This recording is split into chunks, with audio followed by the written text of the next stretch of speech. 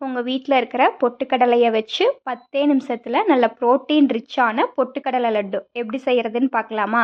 ரெசிபியை சேவ் பண்ணிவிட்டு கண்டிப்பாக ட்ரை பண்ணி பாருங்கள். அதுக்கு ஒரு கப் பொட்டுக்கடலையை லைட்டாக ட்ரை ரோஸ்ட் பண்ணி எடுத்துக்கோங்க. பொட்டுக்கடலை சூடானா மட்டும் போதும். ஆறுனதும் ஒரு மிக்ஸி ஜாருக்கு மாற்றிட்டு நல்லா ஃபைன் பவுடராக அரைச்சி எடுத்துக்கோங்க. இப்போது பாகு ரெடி பண்ணிடலாம். 3/4 கப் நாட்டு சர்க்கரை, 4 டேபிள் ஸ்பூன் தண்ணி விட்டு கலக்கி விட்டுக்கோங்க. நீங்கள் வெல்லம் கூட சேர்த்துக்கலாம். பாகு லைட்டாக திக்கானதும் அடுப்பை ஆஃப் பண்ணிக்கோங்க. இப்போது ஒரு பாத்திரத்தில் அரைச்சி வச்சுருக்கிற பொட்டுக்கடலை மாவு, ஏலக்காய் தூள், 6-7 முந்திரியை நெய்யில் வறுத்து சேர்த்துக்கோங்க. லைட்டாக கலந்து விட்டுட்டு நம்ம காய்ச்சி வச்சுருக்கிற சர்க்கரை பாவை கொஞ்சம் கொஞ்சமாக சேர்த்து நல்லா பிசைஞ்சுக்கோங்க. இப்போது உங்களுக்கு எந்த சைஸில் தேவையோ அந்த சைஸுக்கு உருண்டை பிடிச்சி எடுத்திங்கன்னா நமக்கு சூப்பரான பொட்டுக்கடலை லட்டு ரெடி. இந்த ரெசிபி உங்களுக்கு பிடிச்சிருந்ததுன்னா லைக் பண்ணுங்கள், ஷேர் பண்ணுங்கள், மறக்காமல் நம்ம பேஜை ஃபாலோ பண்ணிக்கோங்க.